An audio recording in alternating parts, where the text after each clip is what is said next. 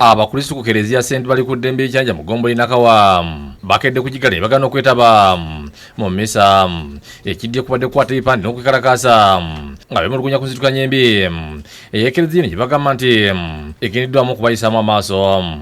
Bafaza batulembera ku kigo emisazi batuyisaamu batwalanga ffe abatali bantu batujjako omusomesa waffe Mr. Semakula Lawrence ne bamuza ekigoowa tumwagala wano akomewo naye embeera gye batuyisaamu obukatuliki babuleeseemu ebyenfuna owulira embeera gye batuleetedde baagala kututamya ddiini yaffe mwe tukulidde.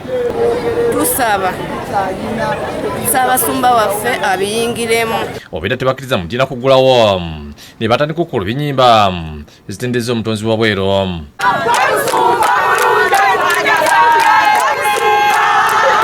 Balumiriza abafaza mu kisomesa kino nga bakulembeddwa mu Father Peter Lugobe nga yagwana mukulu w'ekigo kino okuvvola emirimu gy'Ekereziya. Ekereziya eno ayagala giteeka ku ttaka, bwe Ekereziya ngenda gimenya nzimbe, ayina ssente. Bw'aba ayagala kuzimba Ekereziya tatugyako olw'ebitaano. Tuzikuŋŋaanya tetukkirizibwa na kuzibala, edda twazibalanga ne tumenya nti ku akawunti tuteyo oba emitwalo 2 oba 5 oba 8 naye kati oluzikuŋŋaanya mu kibbo faza bwaziyola n'agenda nazo. Bagamba nti nalemesezza buli nkulaakulana gye baagala okussa ku ttaka ly'Ekereziya. Kyanje bagamba bagenda gitwala mu maaso nga mubalimba nti mwafunye emitwalo 3 mu kabbo olwo tunaakulaakulana. Bategeeza nga batagenda kukkiriza Ekereziya eno kuddamu kuggulwa okutuusa nga Ssaabasumba ayingidde mu nsonga zaabwe. Abalala badde bazze okusaba balabiddwa nga basubiddwa eky'okuzzaako.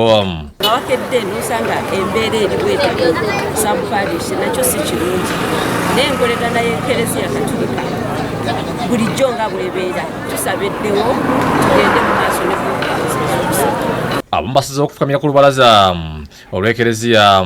Yewana mukulu Lugobe bwe tumutukidde ku simu aganya okulabikira mu kamera zaffe n'adubiriza Ssaabakristo ow'ekigo Joseph Mugisha yogedde ku mbeera ebadde n'avumirira ebikolwa ebyakristo byagambye nti beete byetaagisa.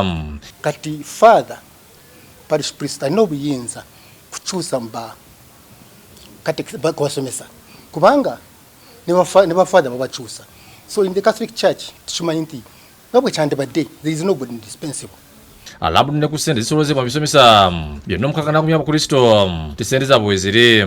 Esente zonna zikanganyibwa ku kusomesa zisooka ku parish n'ebisomesa byonna mukaaga gye ngambye 5 bisigaddeyo. They have been doing that naye obawo basooka ne bagaana. So eventually Father na implementing a policy which is within his powers na esente zonna zibakunganya tuzireeta ku parish. Annyonnyodde ku nkyukakyuka ezaakoleddwa n'ebyogerebwa nti omusomesa omupya tatuukiridde.